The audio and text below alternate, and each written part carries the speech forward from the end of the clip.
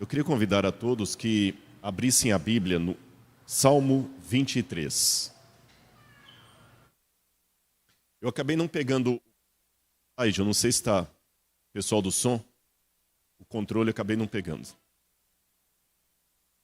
Eu vou ler o Salmo 23, que é o salmo que nós vamos meditar hoje.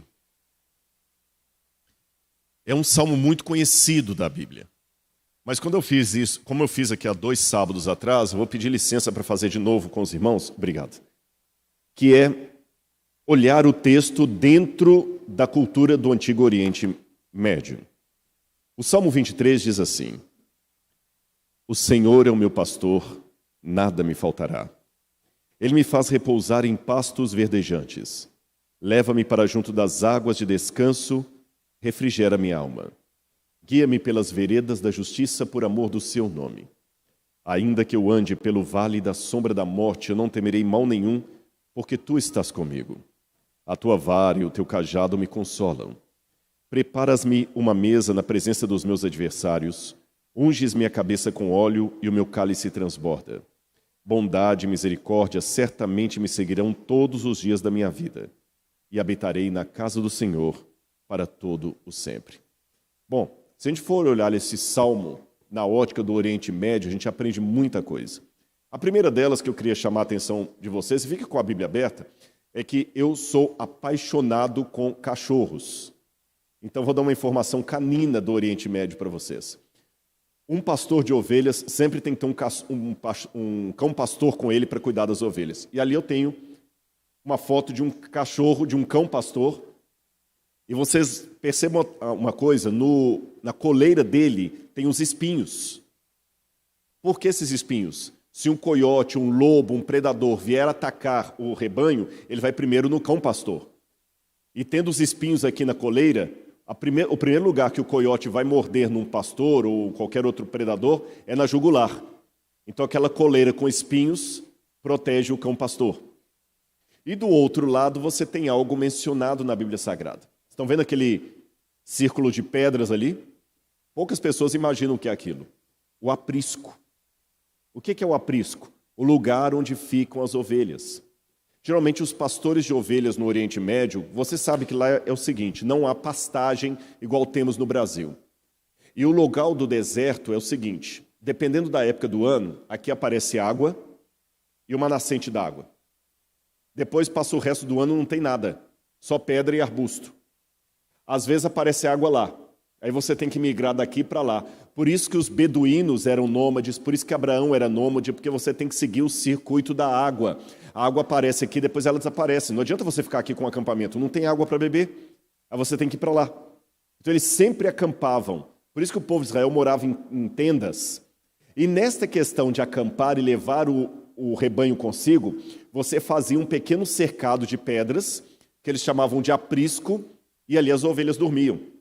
E às vezes, guarde essa informação aqui, o local onde havia água e graminha para as ovelhas comerem, pasto, estava 3, 4 quilômetros longe do aprisco.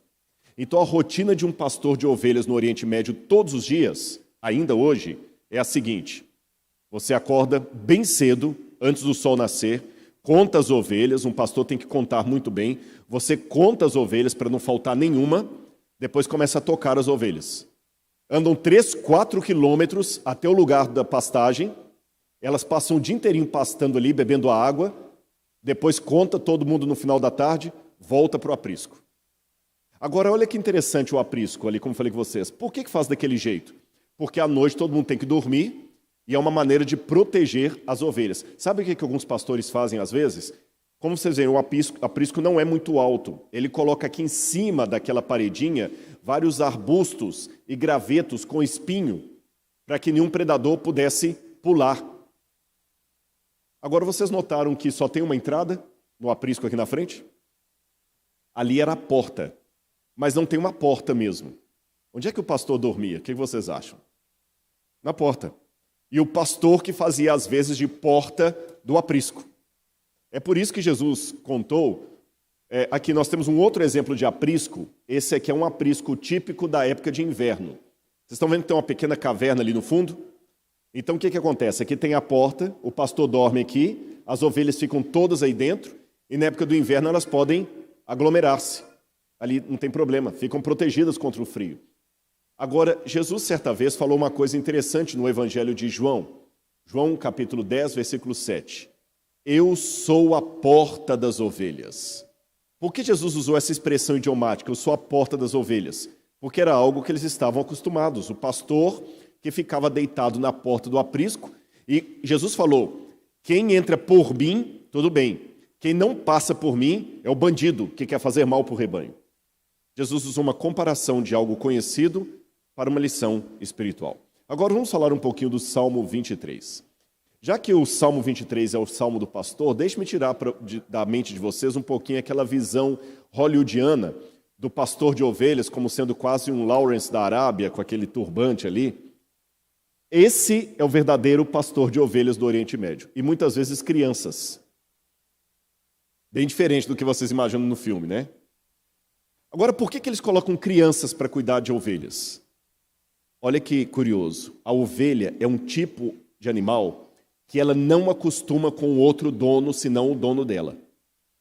Se eu tiver um rebanho de ovelhas e devo dinheiro para o seu Antônio, eu falo, Antônio, eu não tenho dinheiro para te pagar, mas faz o seguinte, eu vou tirar umas 10 ovelhas aqui e vou te dar. Ele não vai aceitar, a menos que ele seja açougueiro. Porque se ele for pastor de ovelhas, sabe o que vai acontecer? As 10 ovelhas que eu passar para ele, elas não vão acostumar com ele.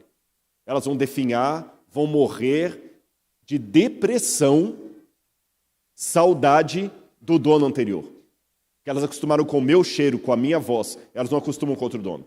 Só tem um jeito da ovelha passar de um dono para outro. É quando você coloca desde criança um menino ou uma menina para poder cuidar do rebanho com você. Aí o menino vai crescendo ali com as ovelhas, elas vão acostumando com o cheiro da criança. Se o adulto precisa se ausentar, aí tem a criança. Por isso você vê muito no Oriente Médio crianças cuidando de ovelhas.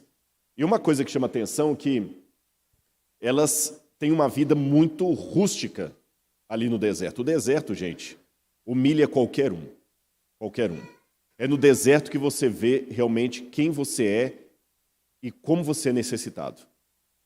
E é interessante que a forma como o Salmo 23 está escrito no hebraico é um pouco diferente de como nós lemos em português. Porque a gente lê assim, o Senhor é meu pastor, nada me faltará.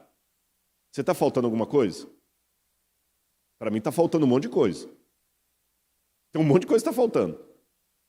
Eu não tenho um submarino numa piscina no fundo da minha casa. Eu não tenho 3 bilhões de dólares no banco.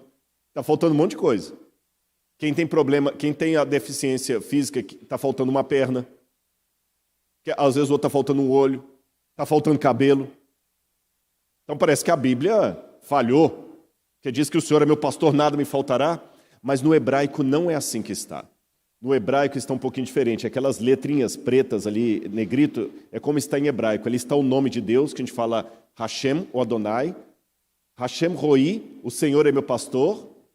Lo Asar, o Senhor é meu pastor. De nada terei falta. Essa seria a melhor tradução do hebraico.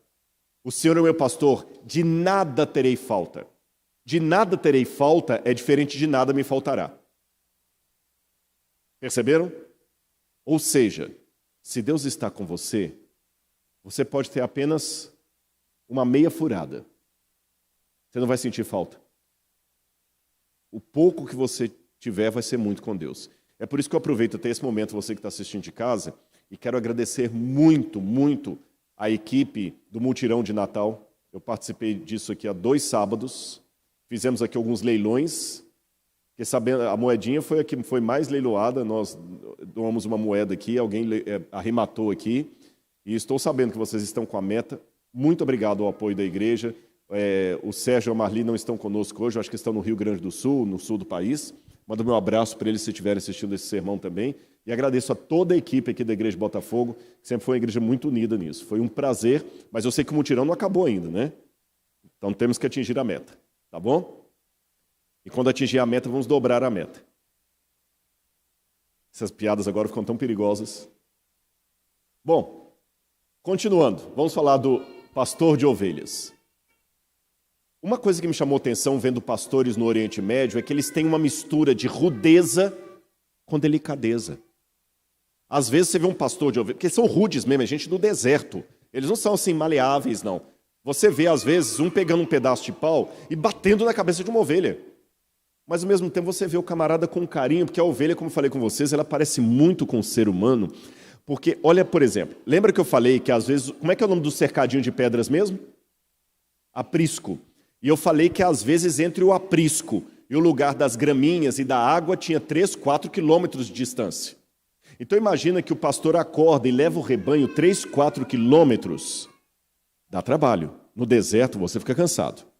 Quando as ovelhas chegam cansadas lá, se a água for muito corrente e a ovelha se assustar com o barulho da água, ela não bebe, Beto. Ela morre de sede do lado, mas não bebe. Parece com um ser humano. Pobre garota rica. Sabe, tem tudo ali do lado, mas não estica para beber. Se às vezes a água está suja, ela não bebe. E eu vou mostrar para você o que o pastor de ovelhas faz. A primeira coisa que chama atenção é que quando fala assim, ele me faz repousar em pastos verdejantes, você imagina isso aí, não é? É assim ou não? O Senhor é meu pastor, de nada terei falta. Ele me faz repousar em pastos verdejantes. Ah, que bonitinho. Só que isso aqui é o pasto verdejante do Photoshop. Posso mostrar o pasto verdejante de Israel? Esse é o pasto verdejante. Choca, não choca? Vocês estavam esperando que era isso aqui, né? Historinha das crianças conta assim, a ovelhinha que o pastor levou para o pasto verdejante. Aí o arqueólogo vem e destrói seus sonhos. Esse é o pasto verdejante. Agora vocês entenderam o que eu falei? Que o início do Salmo, o Senhor é o meu pastor, de nada terei falta, tem mais sentido? Porque aquilo ali não é um banquete. Mas se a ovelha está com o pastor, é assim que Davi cuidava das ovelhas. Está tudo bem. Era esse o pasto verdejante. Olha aqui, quanto pasto verdejante, olha só. E eu disse questão da água, que às vezes a ovelha assusta, não bebe a água. Olha as águas de descanso como é que são. Às vezes são águas barrentas, porque a água aparece no deserto. Num lugar desse, ela fica aí às vezes um mês e meio, depois ela desaparece e ela aparece no outro canto do deserto, obrigando o pastor com o rebanho a migrar. Às vezes a distância do aprisco para o lugar de pastagem, 3, 4 quilômetros, às vezes viram 10. Às vezes as situações que o pastor tem que ficar acampado lá perto, que não dá para voltar. Lembra que Davi, quando foi ungido como rei de Israel, ele nem estava com os irmãos em casa, ele estava num lugar bem longínquo. Agora, olha a paciência do pastor quando a ovelha não quer beber a água. Tem lugares no deserto que eles fazem um poço, às vezes de 20 metros, 30 metros de fundura. Aí uma coisa que eu sei que vai chocar vocês, o pastor bebe a mesma água que a ovelha bebe. Está vendo a ovelha colocando a carinha ali? Porque ele tira a água do poço, joga nessa pequena bacia de pedra ali, a ovelha vem e bebe, o pastor também vem e bebe. Mesma coisa. Aí eu falei com vocês que às vezes eles são meio rudes. Lembra que eu falei da menininha que bate? Olha lá, ela tá metendo a marreta na cabeça do... o pedaço de pau ali na cabeça da ovelhinha, mas ao mesmo tempo, olha a paciência. A ovelha, lembra que eu falei que às vezes a ovelha não bebe a água porque ela está com medo? O pastor vem com a mão e leva até a boquinha da ovelha para beber. Essa foto aí me chamou muito a atenção. O pastor pegou uma garrafa PET, encheu de água e deu na boca da ovelhinha como se fosse uma mamadeira. Porque, com certeza, por alguma razão, ela não quis beber a água do poço ali, a água que minou ali na terra. Ela não quis beber, para ela não morrer de sede, ele vai e dá de mamadeira para ela. E com um detalhe, para você essa garrafa PET é lixo. Para ele é o cantil dele. Porque, gente, no deserto não tem água. Tem até uma história, essa história é verdadeira. Sabe aquele famoso Sir Lawrence da Arábia, que era um espião e tudo mais? Tem uma história real que uma vez ele levou um sheik à Inglaterra, para visitar a Inglaterra. E quando o sheik estava indo embora, ele falou assim, olha, sheik, a gente quer dar um presente para o senhor. O sheik tinha dinheiro, era um sheik do deserto. O que o senhor quer levar daqui? Sabe o que o sheik pediu? Uma torneira. Ele pensava que a torneira é só você abrir que a água estava na torneira. Então ele queria levar uma torneira para levar para não ter que buscar água de tão longe. Então, muitas vezes no deserto, já aconteceu comigo, às vezes eu estava com a água assim, dá um pouquinho de sua água, eles pegam, lá, toma. Na época do Covid é uma maravilha isso, né? E ele bebe naquela mesma garrafa PET ali. Eu sei que para você, fala assim, ai que nojo, é verdade. Mas, por outro lado, olha que amor. Ainda que eu ande pelo vale da sombra da morte, não temerei mal nenhum. O vale da sombra da morte é o Ad-Kilt. O Ad-Kilt é um vale que fica entre Jerusalém e Jericó. É esse vale aí, ó. Por que ele é chamado de vale da sombra da morte? Pena que o laser não funciona aqui, mas talvez o pessoal do som pode me ajudar. Vocês têm como colocar aquele mouse aí, não tem? Aí, exatamente, aí, ó, a estradinha. Estão vendo essa estradinha? Onde o mouse está ali, é um homem andando, ó. Estão vendo? Tem um homem aí, ó. Então, às vezes, você tinha que passar com as ovelhas nesse lugar aí. Por isso que é chamado de Vale da Sombra da Morte. Porque se você cai ali, é um abraço. E o interessante é que a ovelha é um animal que tem muito medo. Muito medo. E pena que eu perdi uma foto que tinha, já procurei no computador, não achei, mas vocês vão imaginar. Eu tenho uma foto, que não sei onde está, de ovelhas passando por aí em fila indiana. É incrível, gente, é incrível. O pastor, ele faz uns gestos lá, uns sons estranhos com a boca, e as ovelhas vão todas atrás dele, faz a fila indiana, tudo bonitinho, sem medo. Eu não tenho coragem de passar, as ovelhas vão.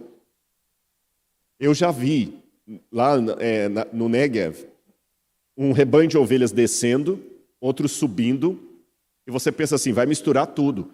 Um pastor cumprimenta o outro de longe, começa a cantarolar, o outro a tocar um instrumento, um rebanho passa pelo meio do outro ali, olha, sem misturar nenhuma. Nenhuma. Aí eu lembro de Jesus no Novo Testamento que disse o seguinte, eu sou o bom pastor, eu dou a vida pelas minhas ovelhas. Elas ouvem a minha voz e me seguem. Jesus partiu de exemplos do dia a dia.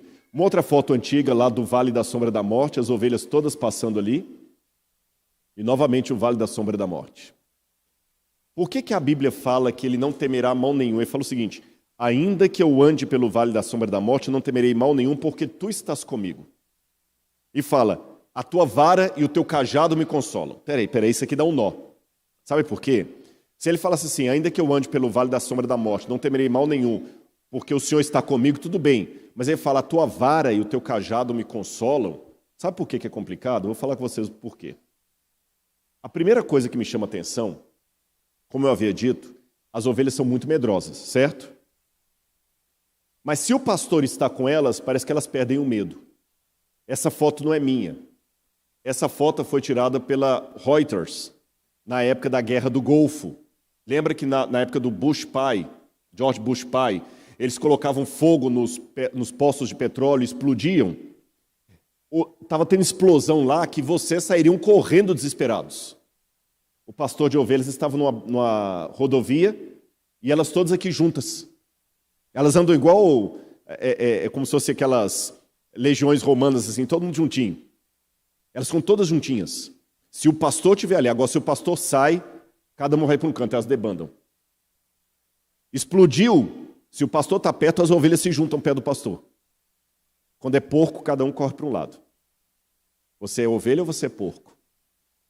Na hora da explosão, você se junta com seus irmãos ou você procura o seu canto?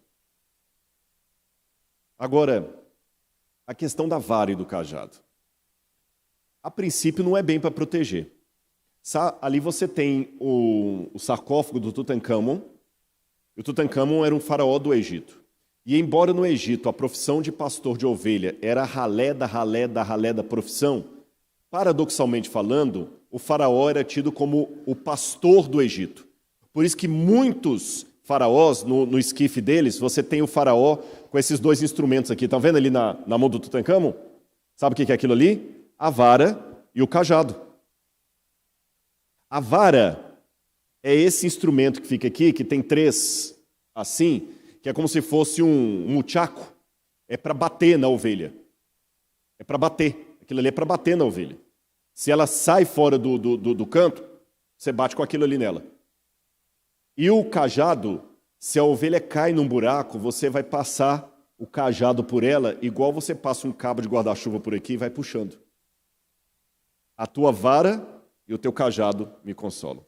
Mas agora, como é que eu posso consolar você com o instrumento que eu bato em você? É curioso que se algum inimigo vier contra as ovelhas, o mesmo muchaco que o pastor usa para bater na ovelha, ele usa para defender o rebanho. A mesma vara. Mas Deus pode me consolar machucando? Bom, às vezes sim. Nós vivemos hoje numa época em que é proibido proibir. Que ninguém mais pode castigar, não pode punir. Deus não castiga, Deus não pune. Essas coisinhas que vão sendo ditas por aí, que não são bíblicas. Podem ser politicamente corretas, mas não são bíblicas. Deus fala na Bíblia, eu castigo e repreendo a quem eu amo.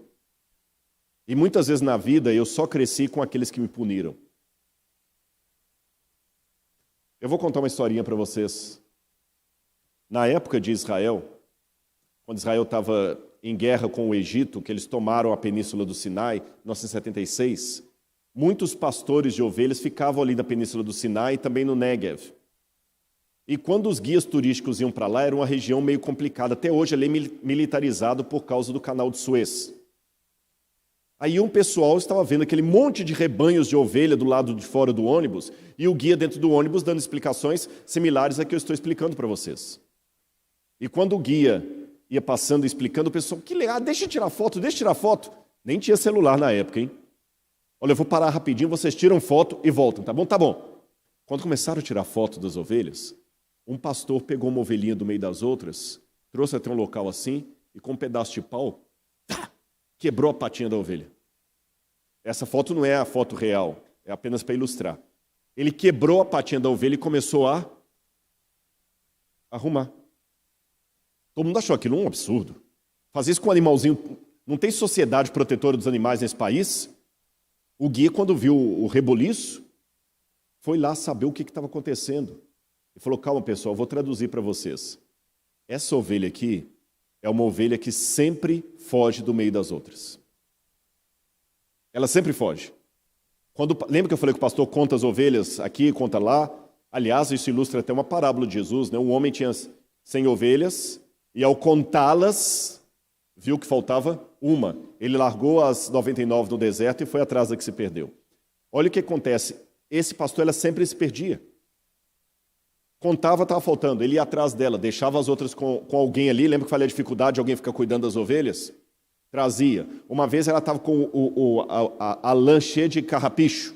Outra vez uma cobra estava picando. Ele gasta com o veterinário, gasta com tudo, mas não adianta. Quando ela melhora, ela vai embora de novo. Aí alguém falou, rapaz, vende essa ovelha para o açougue, se livra dela. Mas o pastor dizia, eu amo tanto esse bichinho que eu não tenho coragem de fazer isso. Mas o único jeito de deixá-la sã e salva, junto com as outras, é quebrando a patinha dela. Porque assim ela não vai poder ir embora. Mancando, ela não vai para longe. Dói mais em mim do que nela. Ela não entende por que eu sou o pastor dela e estou quebrando a patinha dela. Mas eu tenho que fazer isso. Agora, lembra que eu falei com vocês que às vezes o aprisco e o local de beber água ficavam quilômetros distante? E enquanto todas as outras andavam, aquela tinha que ser carregada. Eu estou indo para a parte final do meu sermão e eu quero perguntar para você. Você que está assistindo de casa, você que está acompanhando em qualquer lugar do Brasil, você que está assistindo aqui, o que será que Deus tem que fazer para levar você para perto dele? Às vezes ele vai te dar água numa garrafinha PET com todo carinho. Às vezes ele vai guiar você pelo vale da sombra da morte com todo cuidado. Às vezes ele vai ter que quebrar a sua patinha para você entender que precisa dele. Eu só sei de uma coisa. Quer me dando água, quer me machucando, ele ainda é meu pastor. E de nada eu terei falta. E o que será que ele vai precisar quebrar em mim? Eu não sei, meus irmãos, mas eu posso dizer de público para vocês. Deus já me quebrou muito mais do que uma perna. E apesar de não ser masoquista, eu agradeço a Deus pelas vezes que Ele me machucou. Porque Deus não machuca por mera vingança, por capricho, por sadismo.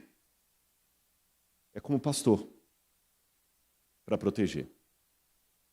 E o término do Salmo diz: preparas-me uma mesa na presença dos meus inimigos. Unges minha cabeça com óleo, o meu cálice transborda. Esses 2 vasos aí, na verdade é um vaso só, é da coleção do Museu de Arqueologia Bíblica do NASP. São originais dos tempos da Bíblia. E era um vaso para unção. Porque hoje, quando você vai para um restaurante, você já viu que eles oferecem um chocolatezinho de menta? Ou um chicletinho? Óbvio. Você tem uma reunião de negócios, comeu coisa com cebola, está com halitose. Aquilo ali disfarça um pouquinho de maneira delicada e discreta. Nos tempos bíblicos, as pessoas não tomavam banho todo dia. Então fazia parte das boas-vindas eu ungir sua cabeça com perfume quando recebia você para comer. Por isso que Jesus foi à casa de Simão e Maria Madalena foi e ungiu Jesus com perfume, como eu falei aqui 2 sábados atrás. E a ovelha se sente assim: unges minha cabeça com óleo, o perfume, para que eu possa comer junto, porque não estou tomando banho, então perfumo o convidado. O meu cálice transborda. Bondade e misericórdia me seguirão todos os dias da minha vida. E eu habitarei na casa do Senhor para todo o sempre. Agora eu vou mostrar 2 fotos finais para vocês. Jesus carregando você como uma ovelhinha. É assim que Ele quer carregar você. Mas note que para que você possa descansar nos braços dele, a mão dele está marcada pelo prego da crucifixão. E do lado de cá, eu tenho um verdadeiro pastor do Oriente Médio. Esse homem deve ser mais novo do que eu. O deserto envelhece. Acaba com a pessoa. Quando Jesus falou, eu sou o bom pastor, é assim que ele fica. Porque ele, na cruz do Calvário, deu a vida por mim e por você. Então, nessa manhã,